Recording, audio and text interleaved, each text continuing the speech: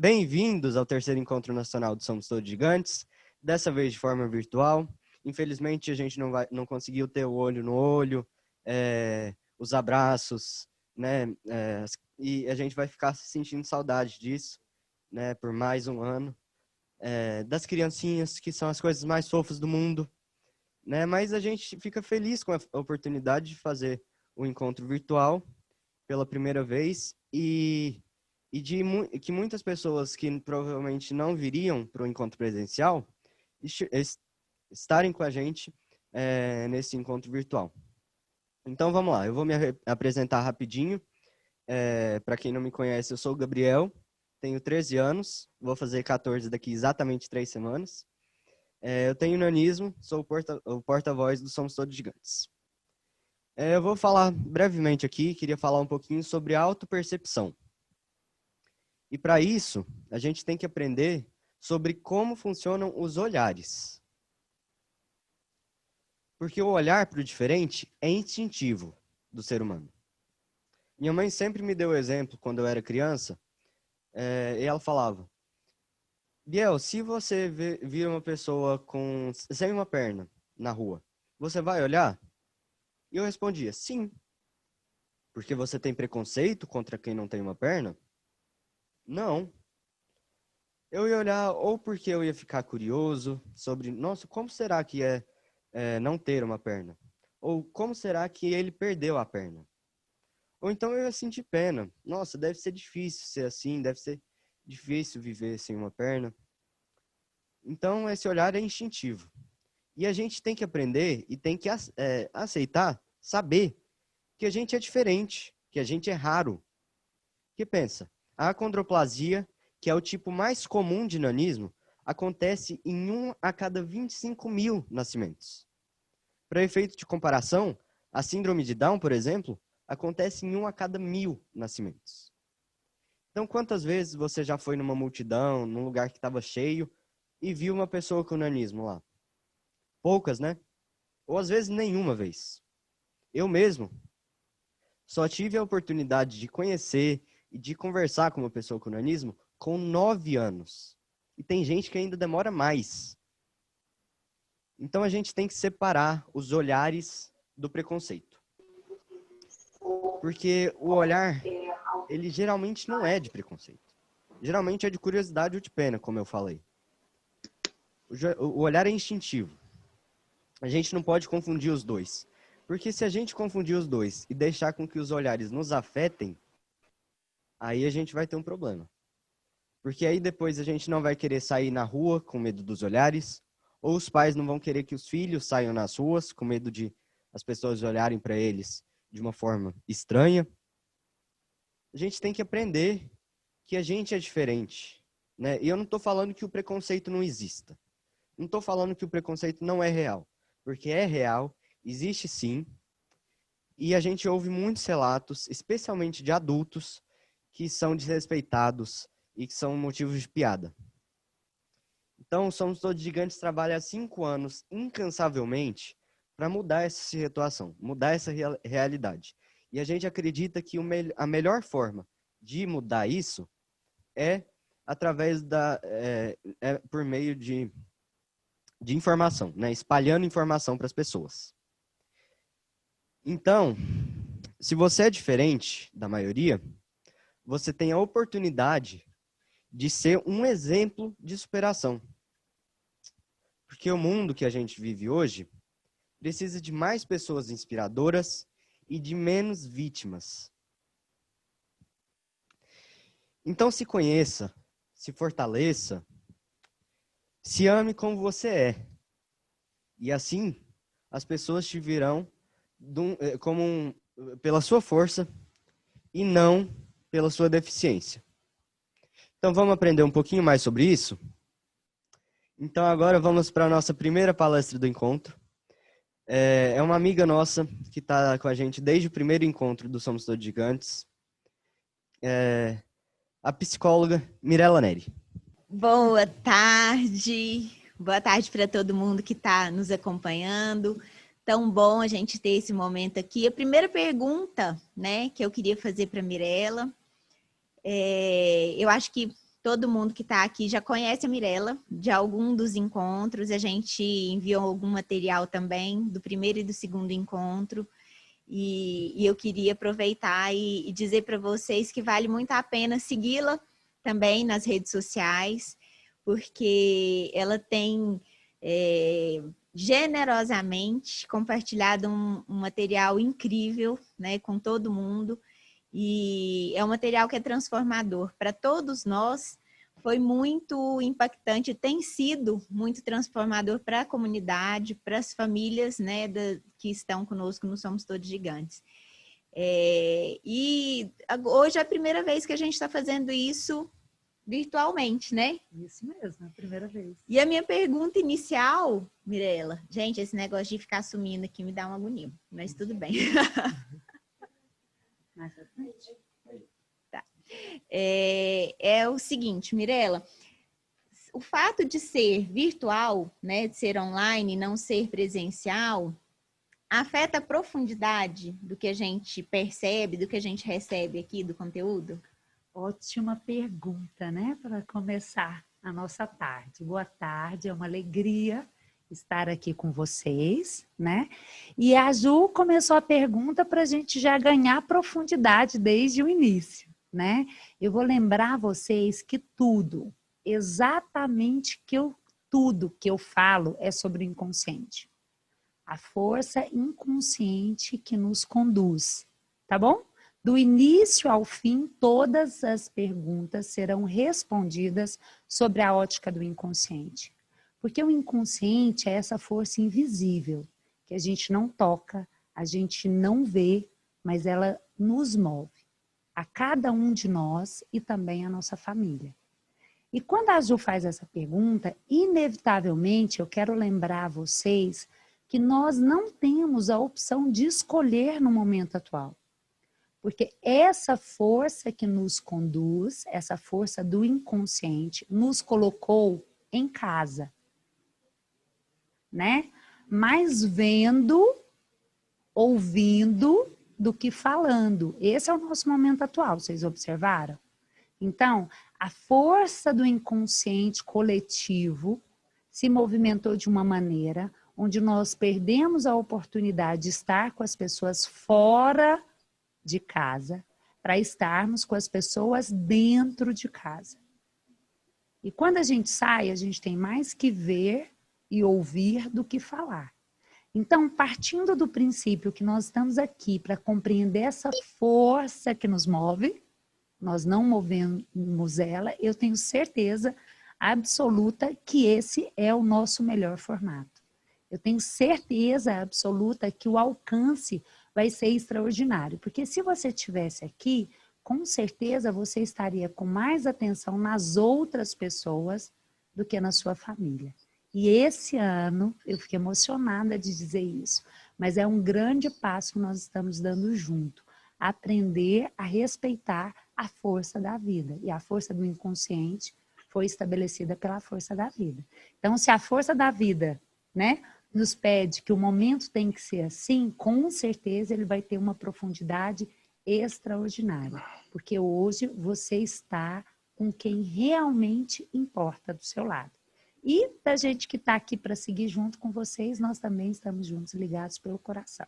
Então, a nossa profundidade nesse evento vai ser ainda maior do que nos anteriores. Ai, que bom saber isso. Que maravilha.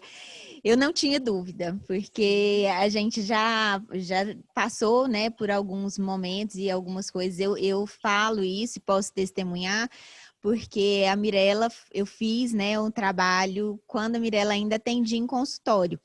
Mas a agenda dela era tão cheia, né, e tinha uma fila de espera tão grande que ela precisou aprender o formato digital, né, para poder servir as pessoas de uma outra maneira e conseguir atender a todas as pessoas que a demandavam. E ela montou um curso, né? E esse curso é online.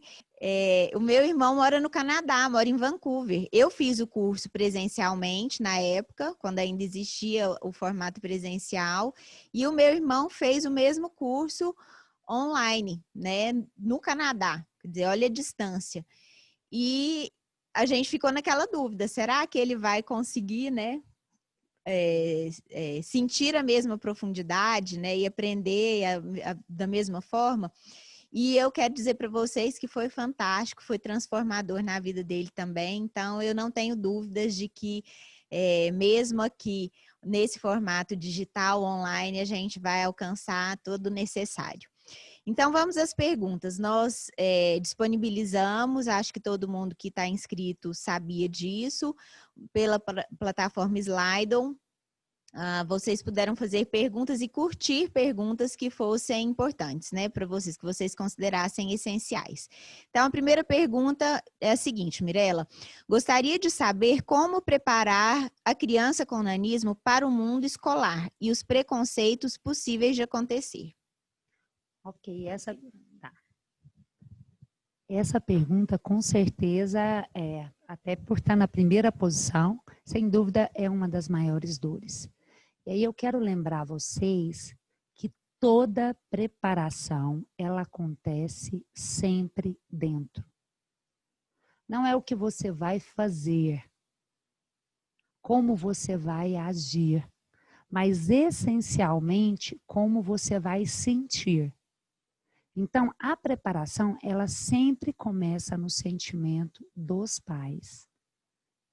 Você, pai, precisa aprender a desenvolver os sentimentos, que nós já falamos nos eventos anteriores, eu vou citar aqui com certeza, tá? Se você ainda não viu os eventos anteriores, é muito importante que você assista para ganhar profundidade na sua percepção, tá? Mas movimentar os sentimentos essenciais. Hoje, quando eu digo para vocês, né, essa fase na vida de vocês já passou. Porque o ideal da preparação é quando o bebê ainda está no ventre da mãe. O ideal, tá, gente? Mas a vida nunca acontece no ideal, ela sempre acontece no possível. Então, para você que está ouvindo hoje, mas eu estou dizendo aqui porque várias pessoas ainda podem passar por essa experiência. A gente já começa a preparar as nossas crianças dentro da barriga, tá? E a preparação para a escola, ela vem com o sentimento dos pais. Se os pais não desenvolvem as dores não superadas da infância, né? Por exemplo, se você teve uma infância onde você se sentiu rejeitado, onde você se sentiu excluído, né? Ou atualmente você se sente culpado, acha que a vida está contra você, são esses sentimentos que estão sendo gerados no seu filho, na sua filha. Então, desde já é o momento de você mover isso. E mover é tomar consciência, respeitar, concordar com esses sentimentos. E à medida que você percebe, acolhe e respeita, então você pode se desenvolver mais, até que eles se transformem, tá? Se você começa a fazer isso desde cedo, quando chegar na fase escolar, vai ser bem mais fácil. Porque o seu filho vai reagir às suas reações e não às reações dos amiguinhos apenas, tá? Mas vamos seguir um pouco com as perguntas, porque eu acredito que elas vão sempre para o mesmo ponto, e aí a gente vai ganhando profundidade. Então, a primeira coisa que precisa ficar muito clara, que a preparação, ela é interna. Ela começa pelos pais, combinado? Movendo os sentimentos. Gente, hoje eu vim aqui numa disposição, eu sempre estou muito disposta, né? Acho que disposição é uma palavra que me acompanha, né, amiga? Mas eu vim muito disposta a ser bem didática com vocês, assim, para que vocês saiam daqui sem dúvida alguma. Por isso nós fizemos esse formato, eu e a Ju sentimos todo mundo aqui, a família, de que esse formato seria o mais viável para vocês. Tá? Então, eu vou começar respondendo e com certeza tem alguns momentos que a gente vai entrar numa profundidade maior, né, Ju? Mirela, como os pais podem criar seus filhos com nanismo com a força necessária para enfrentar e superar os desafios da vida? Ótima pergunta, né? Essa também traz mais profundidade na primeira pergunta. Os pais, para estarem preparados para conduzir os seus filhos, ele precisa com certeza estar consciente da sua essência. E a essência de toda pessoa vem do pai e da mãe dela. É muito difícil, muito, muito desafiante você desenvolver uma criança de uma maneira emocionalmente saudável se você não está consciente da ligação que existe entre você e seus pais. Você é a soma do seu pai e da sua mãe. Toda a sua força vem deles. Não importa se você sabe, se você quer, se você concorda, se você acha que é isso ou não. Isso é assim para todos os seres humanos, em qualquer lugar do mundo. Se eu concordo com a minha mãe do jeito que ela é e me alegro com a vida dela, e se eu concordo com meu pai do jeito que ele é e me alegro com a minha vida, com a vida dele, eu também vou me alegrar com a minha vida. Eu também vou ganhar força para me posicionar de maneira adequada no mundo. Compreende? E com isso, sem dúvida, eu vou saber conduzir os meus filhos independente do destino deles. Mas o que acontece na nossa cultura é que nós aprendemos a criticar os nossos pais. E a mulher, a força essencial dela vem da mãe. E o homem, a força essencial dele vem do pai. Então, quando a gente não se alegra, não concorda, questiona, critica, sente pena dos pais, a gente projeta isso no mundo e, consequentemente, nos nossos filhos. E aí a gente espera, olha que perigoso isso. A gente espera que esses filhos venham para suprir todas as nossas carências. Tudo aquilo que eu não fui, agora eu quero que meu filho seja. Porque eu não fui porque meu pai não foi bom, porque meu pai me abandonou, porque minha mãe era fria ou porque minha mãe me protegia demais. E aí os filhos vêm e de alguma forma todo filho vem com essa tarefa de nos desafiar, né? Pedindo com que a gente supere tudo isso. Então a sua força essencial enquanto pai e mãe encontra-se no relacionamento com seus pais. E vamos combinar uma coisa. Não está relacionado com o que os seus pais fizeram por vocês, mas sim com o que você fez com o que você recebeu. Ó, vamos um pouquinho mais profundo nisso. Os seus pais te deram a vida. Você recebeu a vida deles. Compreende? Os seus filhos, através deles, né? Os seus filhos chegaram na vida também através de você. Foi por você. Mas quem te entregou esse filho foi a vida.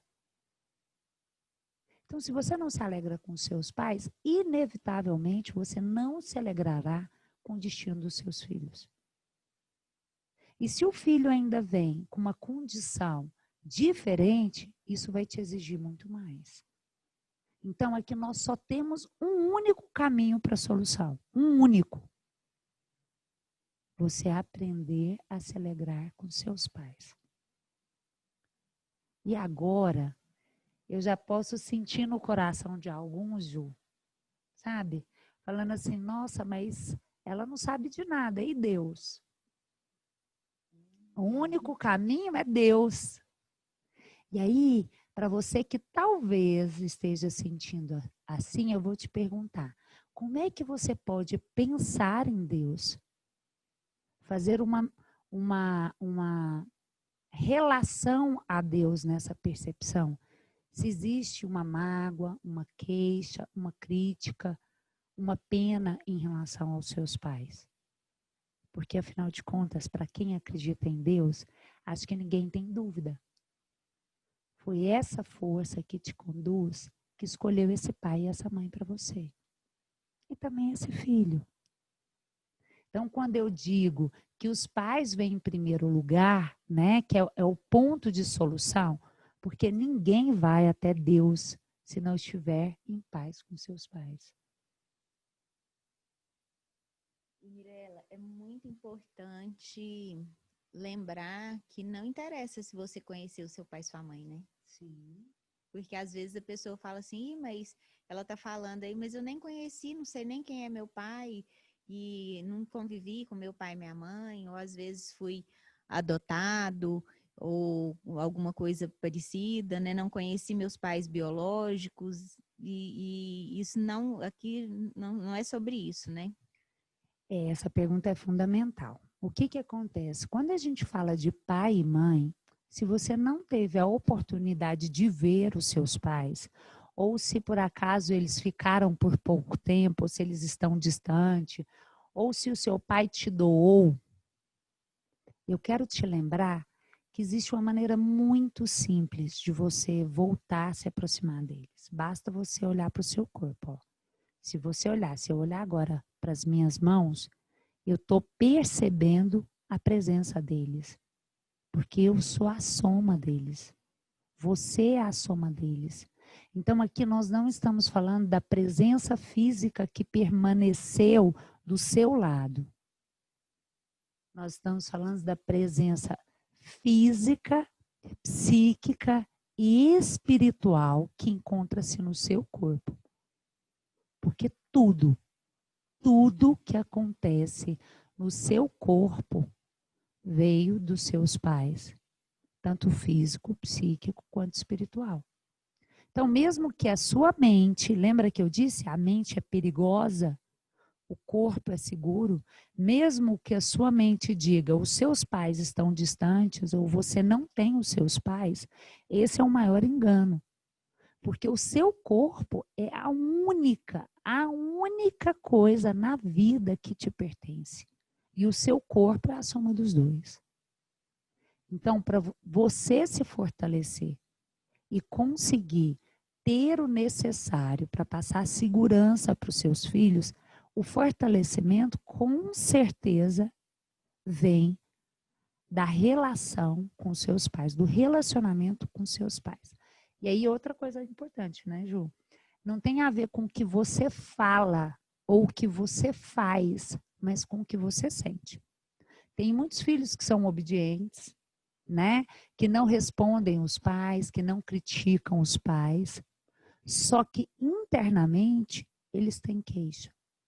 Tem também aqueles que acham que os pais não têm força suficiente para vencer na vida e sentem culpa porque venceram. E aí eles querem cuidar dos pais. Então eu vou lembrar que todos esses sentimentos enfraquecem você, enquanto pai, para conduzir seu filho. A base e a solução, então, primeiro ponto, nós falamos que a solução é sempre interna, né? Na primeira resposta. Na segunda resposta, então, fica claramente que internamente você tem que mover o seu sentimento em relação ao seu pai. Aqui eu citei Deus, mas o que eu estou ensinando independe da crença que você tem, inclusive se você não acreditar em Deus, tá? E eu vou te convidar também para você não acreditar cegamente no que eu estou te dizendo. Eu só vou te convidar a testar, a olhar para as outras famílias, a perceber a sua família, se faz sentido. E aí, se fizer sentido, você continua o movimento.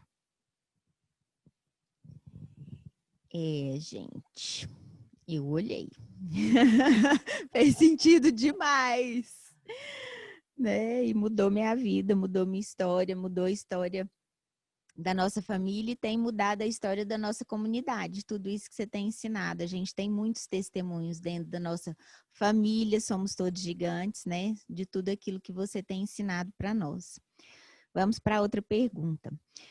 Mirela, até que idade se define a personalidade de uma criança? E de que forma podemos ajudar os nossos filhos a ter uma personalidade com autoestima e coragem?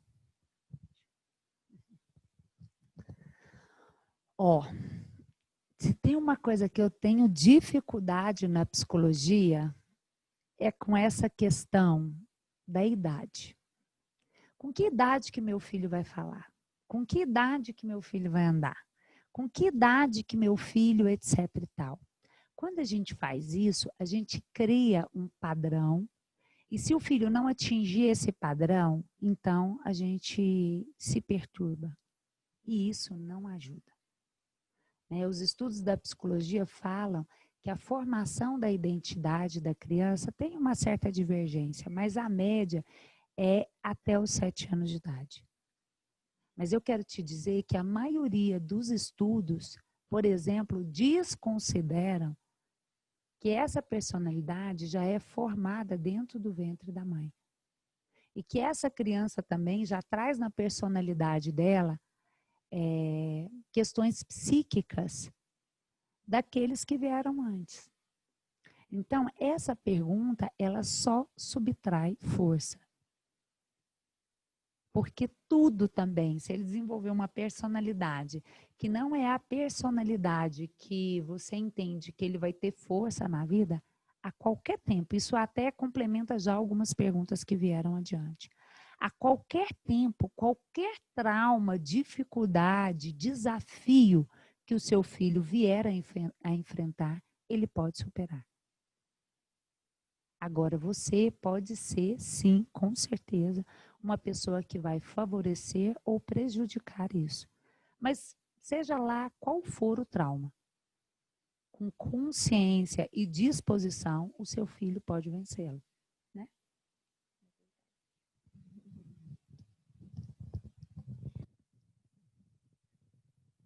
Doutora, qual a melhor forma de falar sobre as diferenças com os nossos filhos? Da maneira mais clara e simples possível.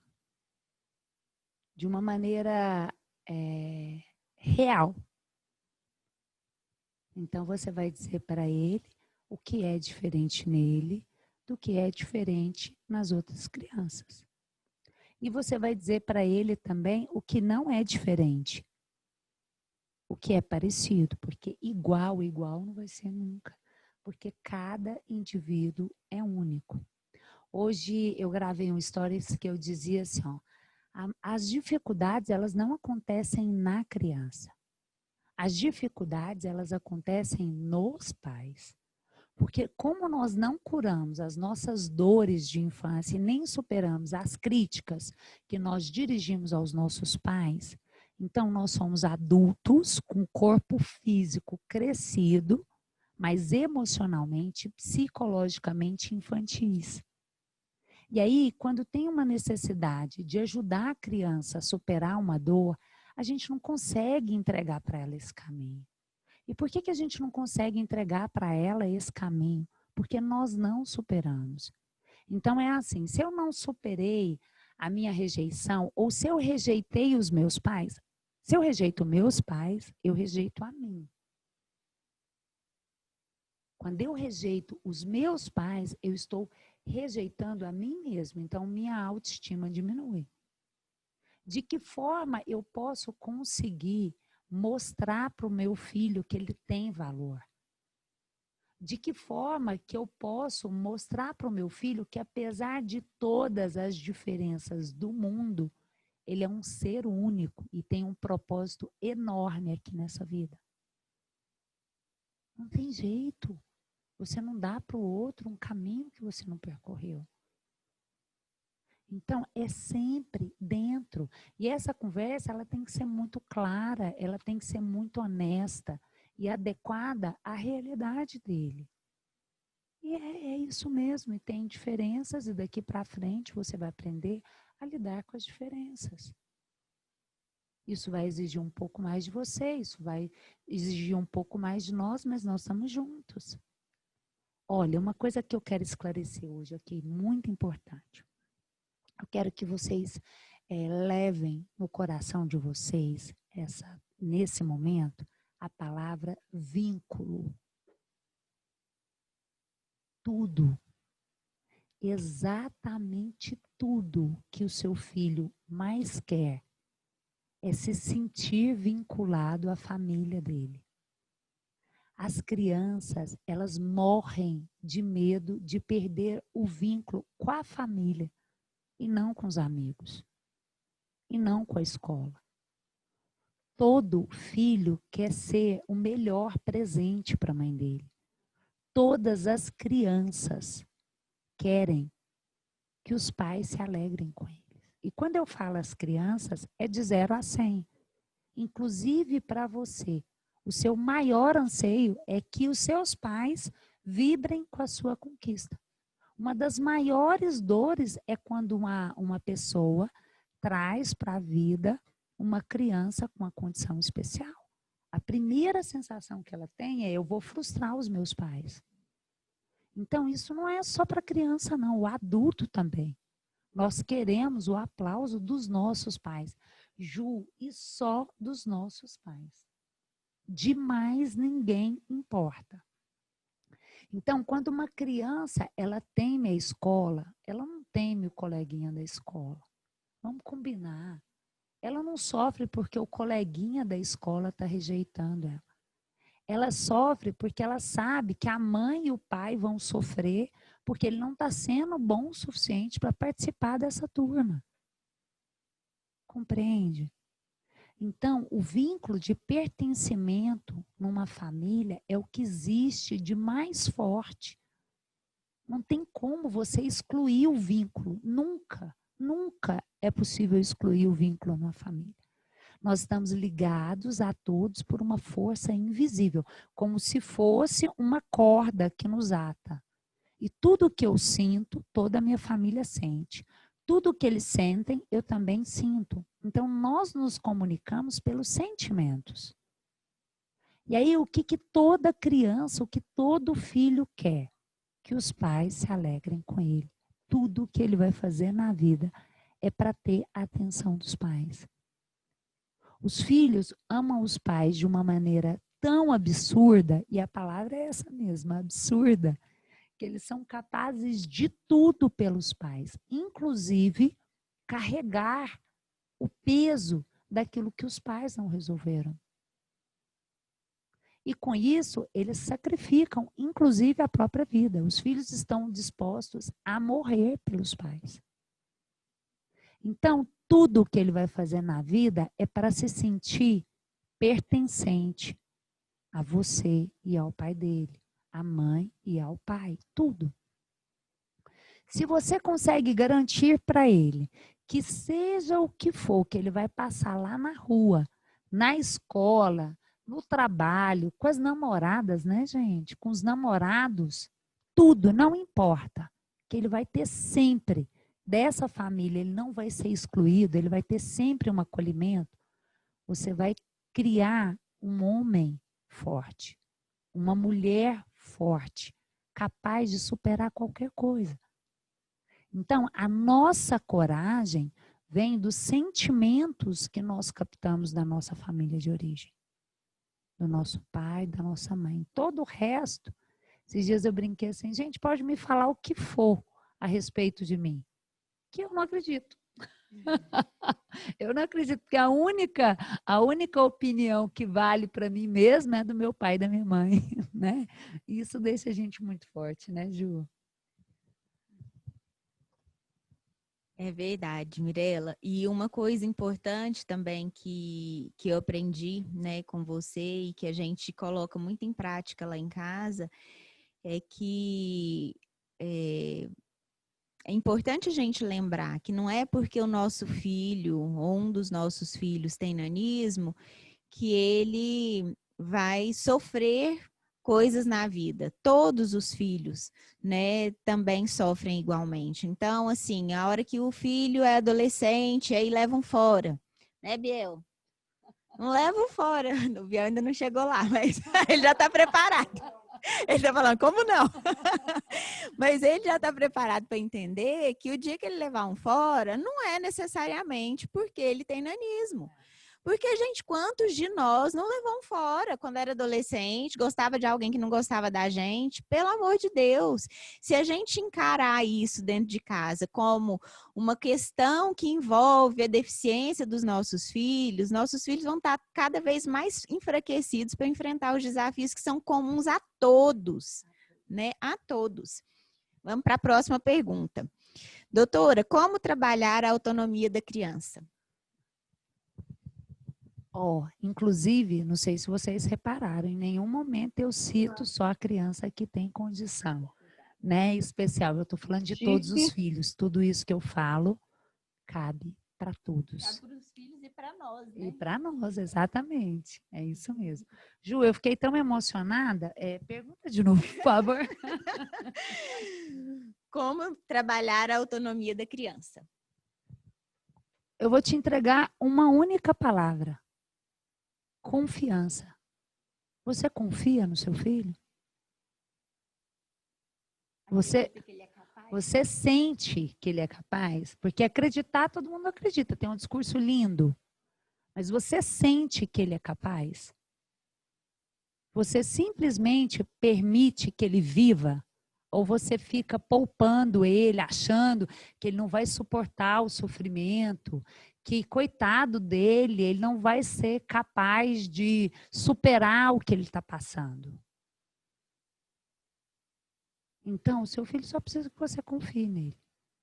Quando você desconfia da capacidade dele, então ele sente que o vínculo está em risco, percebe?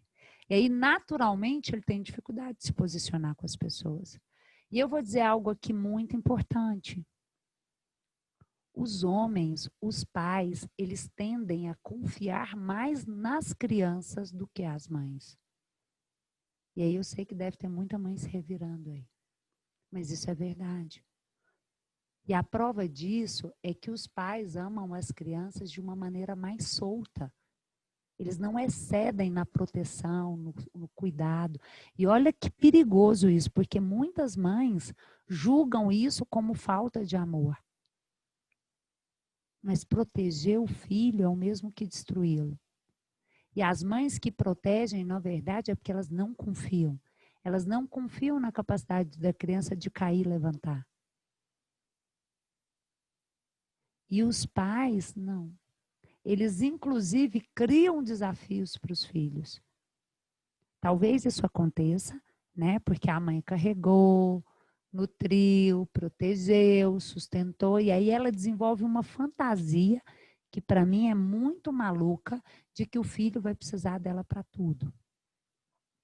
E a mãe, ela só faz isso quando ela não tem consciência dessa força que nos conduz, a força do inconsciente. Mas quando a gente também gera um filho numa condição especial, a tendência também é a gente acordar um pouco mais para compreender que nós não controlamos a vida. Não somos nós que movemos a vida, é a vida que nos move. Então, quando a gente começa a compreender isso com a clareza maior, a gente para de querer ditar as regras e fazer do nosso jeito, e a gente passa a entender que a gente precisa, então, aprender como a vida espera ser vivida por nós. Né? Então, seu filho só precisa de confiança, você precisa confiar nele. Ok? Verdade. Lembrando, hein, gente? Não é falar que confia, é sentir que confia. Esse é um exercício diário, de sentir isso. Não adianta você fazer e falar, vai lá, meu filho, eu confio em você. E no fundo ficar pensando assim, ai meu Deus, será que ele vai cair, vai machucar, socorro. E aí alguém vai olhar para ele, achar que ele não dá conta, ai meu Deus, não sei o quê. Você não está confiando, tá bom? Então, vamos trabalhar o sentimento aí, que é a parte mais difícil, mas é a única que é efetiva. Só para complementar. Aí a mãe tá assim, não, vai lá, você vai conseguir, falando. Mas ela tá sentindo que não. Aí a criança sente o que ela tá sentindo. Aí o que acontece com a criança? Não dá conta. Ela cai, ela machuca, ela encontra crianças que vão excluí-la, rejeitá-la, né? Porque atrai, a força do inconsciente, que é vivida pelos sentimentos, atrai. Então, ela vai atrair pessoas que vão sentir exatamente assim em relação a ela. E aí a mãe vai desistir, falar assim, é melhor não mexer com isso não, porque eu sabia que ele não dava conta. No fundo, eu sabia que ele não dava conta. Vou deixar ele fazer só o que ele consegue mesmo. Isso. Aí essa mãe começa a puxar essa criança para ela, distanciar a criança do pai. Aí ela começa a ter um problema no relacionamento de casal, porque o parceiro, o homem, o companheiro deve vir em primeiro lugar. Aí essa criança, além de se sentir fragilizada, ela também se sente culpada de ver a mãe se distanciando do pai. Aí essa mulher, olha só, isso é um ciclo vicioso, né? Aí essa mulher começa a morrer de pena dela porque ela está sobrecarregada. Mas ela está sobrecarregada porque ela não confiou no pai, não confiou no filho, simplesmente porque ela não se alegrou com os pais dela. Gente. Bora para outra pergunta. Em qual idade as crianças começam a perceber as diferenças entre elas e como fazer essa primeira abordagem? Quanto antes você começar a fazer a abordagem, melhor. Se você começar a fazer a abordagem quando ele ainda não tem consciência, quando ele ainda não entendeu, mesmo que ele não tenha entendido, os sentimentos dele estão se movimentando. Então, vai ficar muito mais fácil para na hora que chegar o momento você preparar. E eu não vou te dar essa idade. Sabe por que eu não vou te dar essa idade? Porque você vai ficar esperando. Não, a hora é agora. Não, vai ser daqui meia hora. Vai ser daqui 40 minutos. Vai ser daqui 5 anos. Entendeu? E aí, o que vai acontecer? Isso só mostra que você não está disposta a fazer o que é preciso na hora que for. Na hora que for. Na hora que ele chegar e comentar, na hora que você perceber que é melhor você falar, porque ele vai enfrentar desafios em algum momento. Gente, a hora da vida é agora, para tudo. Então, já comece a resolver isso no seu coração agora. Porque se eu falar para você daqui 2 anos, com 2 anos ou com 3 anos, você vai esperar esse momento chegar. E aí você não vai se preparar. E se você não se preparar, o que você vai fazer? Você vai retardar esse momento. Porque a criança sente que você não está preparado, então ela vai engolir de novo, engolir mais uma vez e vai sofrer sozinha. Com medo de perder o vínculo com você. Então, a hora é exatamente agora. Comece a se preparar para isso. Já começa a conversar. Se é um bebê, você já começa a conversar com ele sobre a diferença. E dizer para ele, tá tudo bem, eu tô aqui para te ajudar, nós vamos superar isso junto, aconteça o que acontecer. Tem problema, gente, se essa criança ela foi excluída por 200 pessoas, tá tudo certo se ela não foi excluída pelos pais. Tá tudo certo. Agora, o que adianta ela ser aceita por 200 e não ser aceita pelos pais? Então, um ponto essencial é sempre parte. A cura, ela precisa acontecer no olhar dos pais. A gente já falou nisso, né, na live da semana passada, né?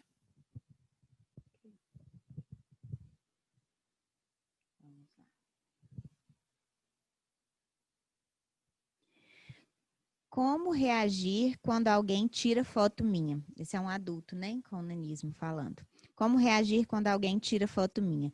Sempre me dá vontade de apontar o dedo. Acho que é aquele dedo. Também acho. Eu vou te dizer que apontar o dedo em alguns momentos alivia muito, né? Só que também pode ser perigoso. Gente, na verdade, apontar o dedo, a gente tem vontade o tempo inteiro, né? Independente daquilo que a gente vive. Mas deixa eu te dizer uma coisa. A gente pode focar no comportamento da pessoa ou a gente pode focar naquilo que a gente quer alcançar na nossa vida, né? Esses dias uma pessoa falou assim para mim, Mirela, você sabe o que é viver uma rejeição?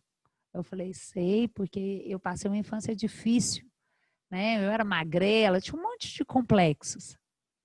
Entende? Mas na vida tudo depende daquilo que você escolhe. Então é uma escolha. Você pode escolher mostrar o dedo, tá tudo certo. Você vai correr risco, né? Pode ser perigoso, mas você vai se sentir aliviada. Só que na verdade a minha pergunta para você é: quando alguém tira uma foto sua, o que ela encontra no seu coração? O que ela encontra no seu coração? Porque a intenção dessa pessoa não é te magoar. Isso eu tenho certeza. Não é te ofender, não é te desmerecer. Então, tudo na vida é uma escolha. E toda escolha tem uma consequência. Aquilo ali, você dá um dedo, pode te aliviar na hora, né? Ou não. Mas depois, com certeza absoluta, você vai continuar incomodado. Então, eu sugiro fortemente que você trabalhe os seus sentimentos antes de uma pessoa tirar uma foto sua na rua, sem sua autorização. Eu também fico muito brava se alguém tira uma foto minha, sem minha autorização. A gente se sente invadido, né? Mas é claro que comigo não acontece na frequência que acontece com você e também não aciona em mim as dores que acionam em você. Então, a minha sugestão para você é que você conheça qual é a dor que ele cutuca em você nessa hora. Quais são os sentimentos que surgem? Lembrando que nós já falamos nisso num dos 2 eventos, que a raiva é sempre um sentimento secundário. Nós falamos isso no primeiro encontro. Então, você tira a raiva para perceber qual é o sentimento que está por trás. Na maioria das vezes, o sentimento de rejeição. Aí você lida com isso, de maneira que quando você começar a lidar com isso com seriedade e com constância, vai passar. Daí a pouco pode inclusive, ser divertido. Mirela, nessa hora é importantíssimo a gente lembrar daquilo que você sempre fala, né? Não importa o que fizeram comigo, né? Importa o que eu fiz do que fizeram comigo. Eu acho que isso é muito importante, é um aprendizado importantíssimo para todos nós, mas para todos nós, porque sofrer, né? Todos nós sofremos, né? A gente não passa a vida ileso, a gente não passa a vida sem passar por dores. E, obviamente, nós não estamos dizendo que a pessoa com nanismo não sofre preconceitos, né? Afinal de contas, é para isso e por isso que o Somos Todos Gigantes existe, né? Há 5 anos nós estamos lutando contra isso, para mudar essa realidade, mas especialmente porque nós entendemos, e muito mais, né? Depois que a Mirela chegou para o nosso movimento, que nós, né, como pais, é que temos o papel de transformar essa sociedade. Por quê? Porque somos nós é que podemos transformar o entendimento nos nossos filhos, porque nós é que vamos trazer para eles a força de enxergar isso de outra forma, de enxergar a condição deles de outra forma, e aí sim, eles se sentindo, né, pessoas capazes, livres para serem protagonistas das suas próprias histórias, que foi o tema do nosso encontro do ano passado, né? Vamos lembrar aqui do tema que a gente abordou, que a Mirela abordou no encontro do ano passado. Vítima de preconceito ou protagonista da própria história? Qual a sua escolha para a vida?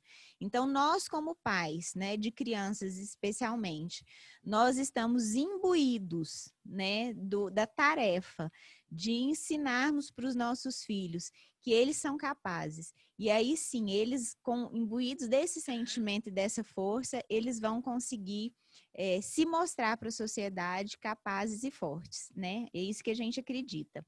Vamos lá, gente. Tenho 3 filhos e o mais novo tem acondroplasia. Como lidar com os outros filhos de forma a não causar ciúmes entre eles? Haha, eu tenho a mesma história dentro da minha casa. Só que é o mais velho. Bom, vamos combinar uma coisa. Se a criança já está manifestando isso é um pouco dela. Mas se você já se ocupa com isso sem as crianças manifestarem isso significa que talvez você esteja protegendo o seu filho, né? Com a necessidade especial. E aí, a gente tem que estar muito atento. É isso que eu ia falar. Isso é uma tendência muito natural, né? Muito natural, porque é realmente necessário, em alguns momentos, ele ter mais atenção, né, para realizar as tarefas do dia a dia. Isso precisa ser dito claramente para todos eles. A situação dos irmãos não é uma situação fácil. Na maioria das vezes, eles sentem muita culpa. E porque sentem culpa e não conseguem resolver essa culpa, porque os pais também não sabem resolver a própria culpa e não ensinou isso para as crianças, ele, além da culpa, ele passa a sentir medo. Muito medo. Medo de ser rejeitado, de ser excluído, de perder o direito de pertencer a esse vínculo. Então, eles medem o amor não é pela quantidade de tarefa que você faz com outro irmão. Eles medem o seu amor pela clareza e pelo seu olhar na vida deles. Como os pais se sentem muito culpados em relação ao destino desse filho que chegou nessa condição, ele tende então a superproteger para compensar. Porque também não tem as dores resolvidas, entendeu? E nessa superproteção, ele se coloca indisponível para os outros filhos. E aí é uma dor muito grande para todos. Porque os outros filhos também vão querer cuidar, vão oscilar entre sentimentos de medo, raiva, culpa, né? E aí, naturalmente, o ciúme vem. Então, tratar a realidade como ela é um dos maiores equívocos que a nossa cultura comete, que inclusive é lei, né, de que os pais têm que distribuir atenção e o que tem para oferecer de maneira igual, né, herança é assim, né, o pai morre, tem que deixar na proporção igual para todos, não. Não é assim. Cada pai, cada mãe sabe qual filho precisa mais do que. E é importante que seja distribuído na ordem. O problema acontece quando a gente excede, oferecendo para além do que a criança precisa.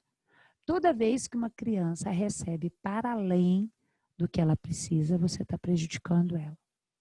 E quando você poupa a sua criança de viver os desafios da vida, então você está subtraindo força delas. Então, os irmãos, eles passam por um desafio muito grande. Porque eu costumo orientar que uma das coisas mais difíceis na vida não é fracassar, é ter êxito. É muito difícil você ter saúde quando as pessoas que você ama não têm. É muito difícil você ter dinheiro quando as pessoas que você ama não têm. Então, a nossa tendência é querer perder dinheiro, é querer perder saúde. E, às vezes, na fantasia das crianças, se eles perdessem saúde, eles estariam compensando o destino do irmão. Compreende? Então, o que você precisa fazer? Distribuir a atenção conforme a necessidade. Mas se você não está confiando no seu filho, você está excedendo no cuidado dele. E, naturalmente, as crianças, os outros irmãos vão sentir. E aí, eles vão tornar a vida deles mais difícil, para tentar equilibrar um pouco o que eles estão recebendo da vida. Nós já estamos com o nosso tempinho, faltando 20 minutos aqui. Doutora, qual a sua visão sobre a forma como chamar o nanismo?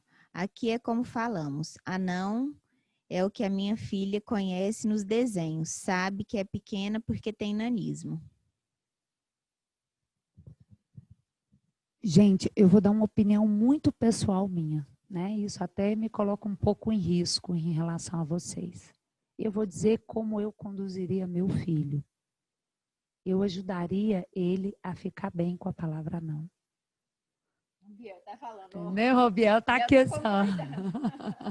Entendeu? Eu ia falar para ele, tá tudo bem, isso não é um palavrão. O Biel tá concordando, apesar Né? de ele não gostar disso, né?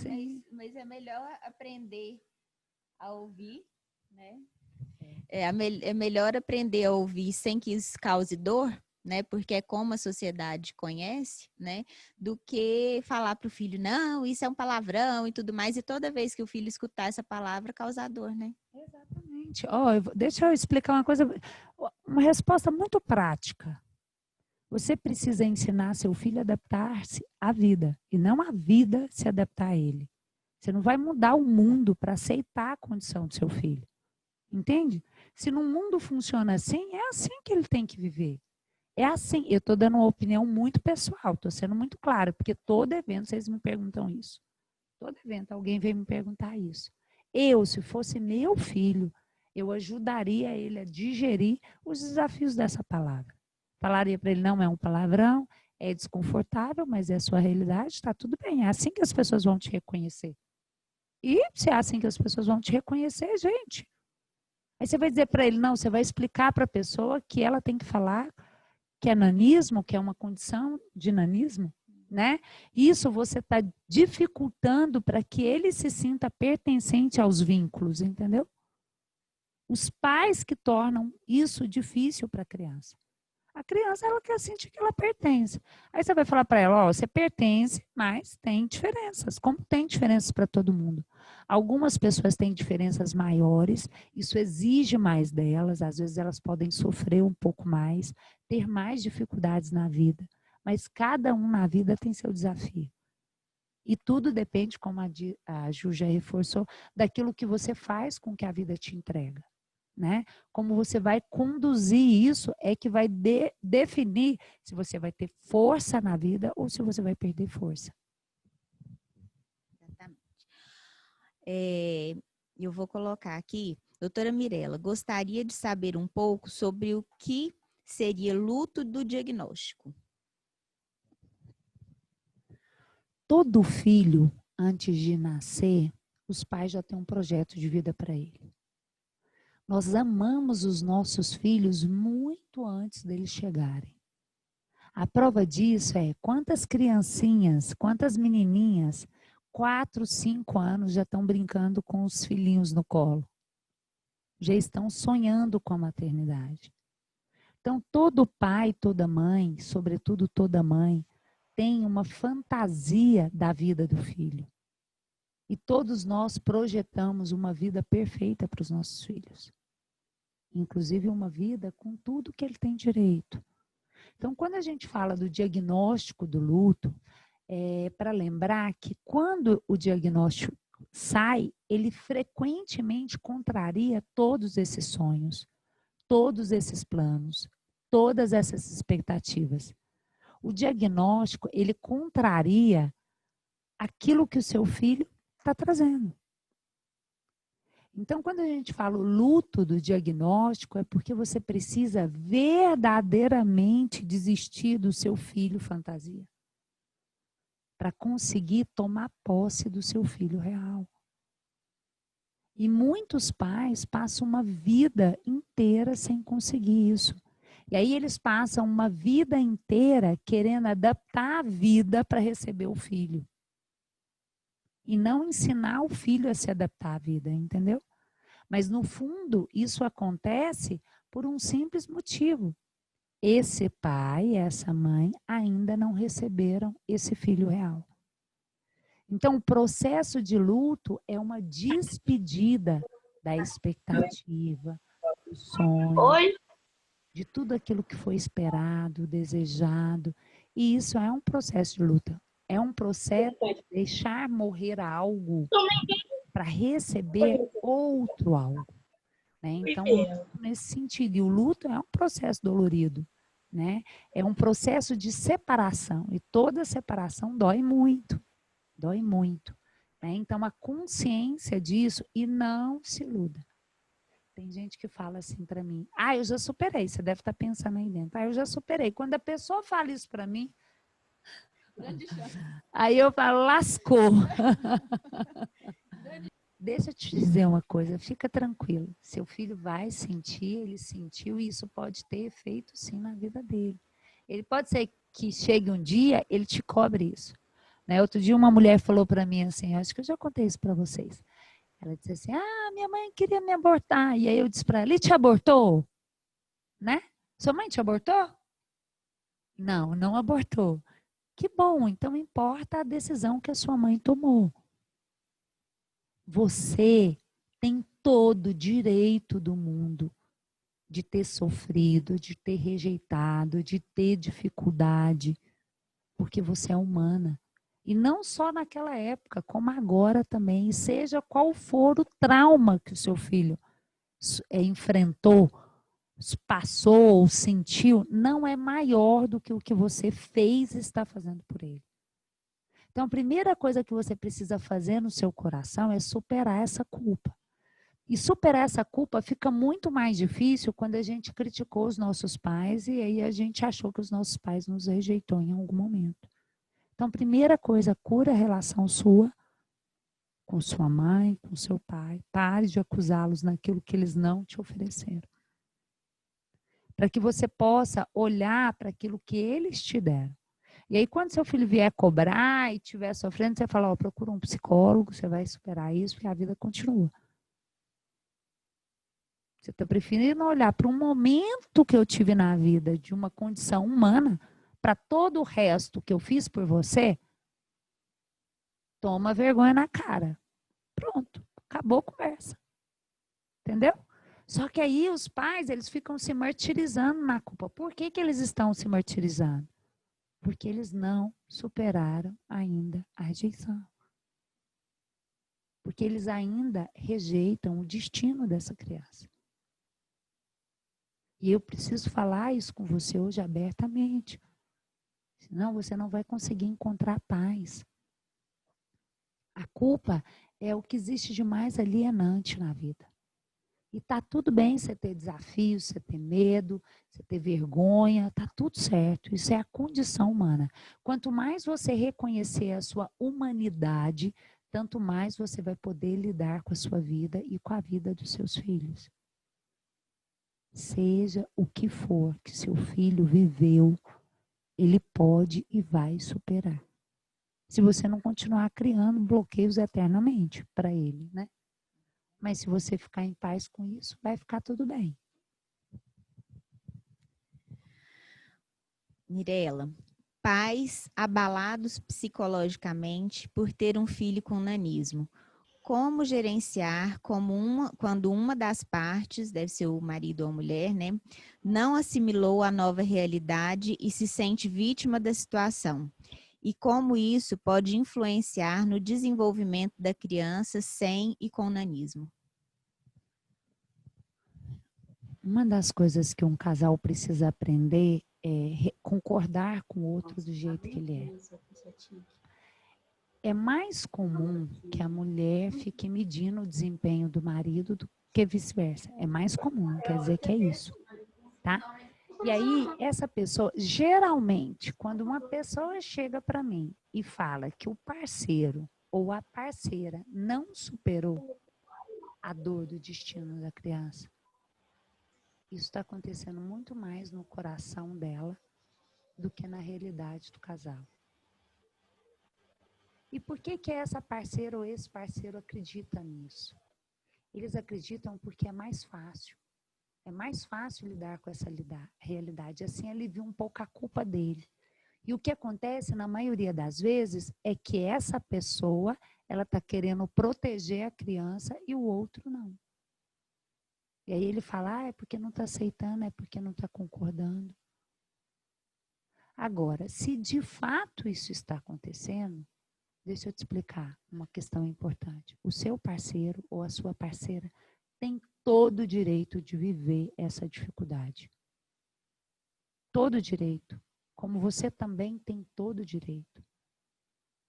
O que vocês não podem é desistir de superar isso. E você não pode ajudar o seu parceiro ou a sua parceira. Você só pode ajudar a si mesmo. Então, você deixa o seu parceiro em paz naquilo que ele consegue. E você só vai conseguir isso se você ficar em paz. Então, eu desconfio fortemente que nessa pergunta, a parte mais preocupante é o parceiro que acha que o outro não superou. Porque ele está se dando uma importância muito grande. E com isso, ele gera uma separação na relação de casal. É difícil para o parceiro superar essa pressão. E isso ainda pesa na criança que sente que ela é um transtorno para os dois. Compreende? Então, muita atenção nisso. Deixe o seu marido em paz, deixe a sua mulher em paz. Foque em se desenvolver e conduzir o seu filho na parte que te cabe. Se você é uma mulher, te cabe a parte feminina. Se você é um homem, te cabe a parte masculina. Como vencer a insegurança de ter outros filhos? Não pelo medo da deficiência, mas pelo sentimento do filho que tem alguma condição. Como conduzir isso? Como vencer a insegurança de ter outros filhos? Não pelo medo da deficiência, acho que não pelo medo de ter outro filho com deficiência, mas pelo sentimento do filho que tem alguma condição. Talvez a sensação do filho de ter um irmão que não tenha condição. Talvez seja isso. A primeira coisa é parar com essa fantasia. O seu medo é de ter uma outra criança na mesma condição e ponto. Não vou falar nem mais nada. Deixe os outros filhos em paz. Isso não é com as outras crianças, isso é com você. Está transferindo, exatamente, a responsabilidade. Tá? Isso é com você. E você tem toda a razão de ter medo. O filho com destino especial, ele exige mais dos pais. E aí você pode sentir que você não vai dar conta. E está tudo certo. Só tome essa decisão com essa clareza. Você não é obrigada a ter outro. Não, de jeito nenhum. Tá? Agora, o problema sério aqui é o peso que você transfere para a criança. Tá? Eu falei aqui no início, nossos filhos estão dispostos a tudo por nós, inclusive a sacrificar a própria vida. Se você ficar jogando, é por eles, não, é para protegê-los, não, eles que não vão dar conta, não, eles que têm dificuldade, não. As crianças, gente, as crianças, elas não têm problema. Inclusive a criança que tem uma condição especial. Exatamente. Elas têm uma força enorme, enorme, muito maior do que a nossa. Então, se você não atrapalhar o seu filho, já é uma grande condução. Tá? Então, eu quero convidar vocês, a partir de agora, já trabalhando o que a gente já vem trabalhando há 2 anos atrás. Quem chegou agora, seja muito bem-vindo. E eu quero te dizer que você chegou no exato momento que a força do grupo está acontecendo. Não se preocupe em achar que você perdeu, porque você não perdeu nada. Você está chegando na hora certa, na força certa. Você só tem que tomar posse disso. Nós já estamos caminhando há algum tempo, com passos grandes, enormes de evolução. Né? O 3º ano e o 3º ano de um movimento muito intenso a cada ano.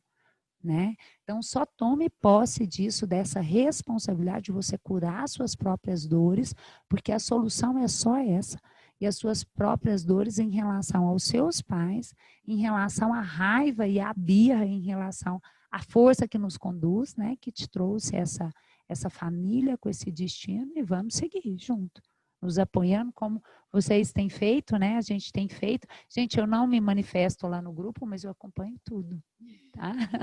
Tô antenada. Quase tudo não. Tudo é muito, né, Ju?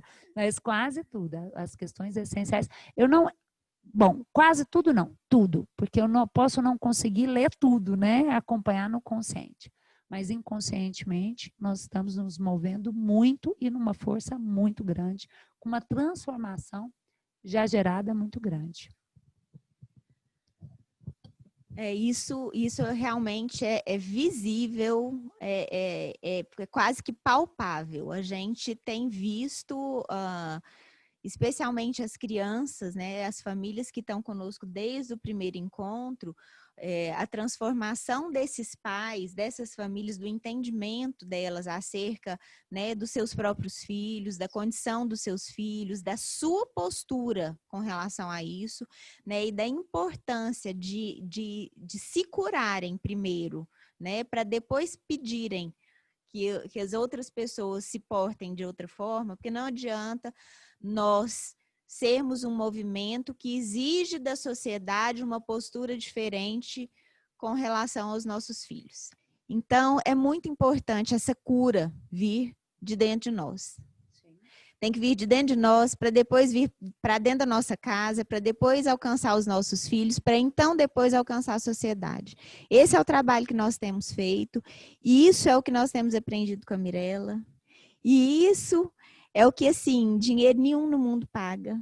a gratidão que nós temos por você, por tudo que você tem feito, pela sua disposição. Gente, a Mirella não tem condição de atender 1/3 das pessoas que procuram, né? Como eu falei no início, ela teve que parar de atender consultório porque ela não tinha vaga, tinha fila de espera que durava o ano inteiro.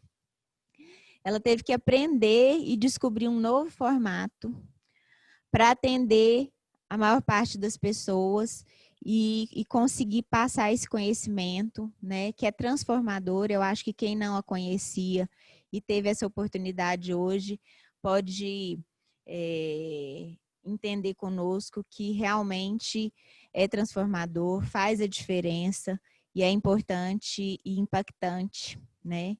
Então, quero agradecer demais. Quero agradecer a quem mandou perguntas.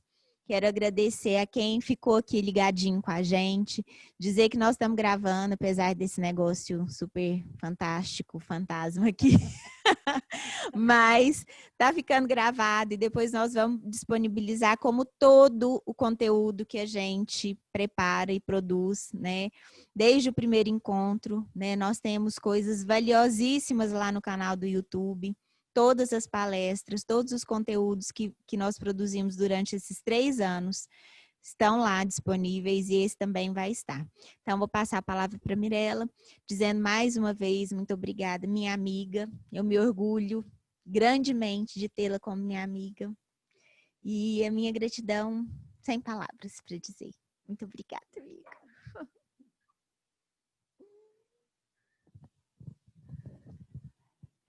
Para mim é uma alegria muito grande me mover junto com vocês. Eu aprendo muito. Eu quero dar os meus parabéns para cada um de vocês pela coragem, pela determinação, né? Lembrando que na psicologia a cura é sempre alcançar a paz no seu coração. E isso já está disponível para você imediatamente. E é isso que eu desejo para você, para sua família, tá? Quero agradecer a Ju, né, amiga? O Marlos, o Biel, a Lala, o Fernando, essa equipe que está aqui garantindo para a gente, né, o melhor resultado, para que a gente possa rever, né? Porque rever o conteúdo é fundamental para ganhar profundidade. E dizer que essa família tem a minha admiração, o meu carinho, né, o meu amor, o meu compromisso para sempre, viu? Para sempre vocês podem contar comigo, assim como nossa família, né? Somos todos gigantes, o Instituto. Agora o trabalho que eu estou fazendo, ele está tomando uma forma bem diferente, né? Porque o objetivo é esse, é escala, né? Conseguir alcançar mais vida. E eu conto com vocês nessa tarefa também, né, Ju? Se o que eu entrego para vocês faz diferença para a vida de vocês, para a minha vida faz diferença essa oportunidade, né, de levar isso para as pessoas. Então, se vocês sentirem no coração de vocês, vamos compartilhar, porque eu tenho certeza que nós estamos fazendo uma história muito bonita para o nosso país, né? Nossos filhos vão poder dizer com muito orgulho de tudo isso que nós estamos gerando agora. Nós estamos num período gestacional ainda. É verdade. Não é? Mas o que vem por aí é muito grande. Essa fase que nós estamos passando da pandemia, ela é extraordinária, né? Então, Ju, muito obrigada, viu? Mais uma vez pelo seu carinho, né? Pela sua confiança. E conte sempre comigo, você e a sua família toda, e nossa família toda, né? Obrigada, tá bom? Muito obrigada. Obrigada. Eu dou um abraço, gente. A gente fez teste do Covid, viu, gente? O resto tá todo mundo longe. Tá tudo certo aqui. Então tá tudo certo. Muito obrigada, viu, amiga?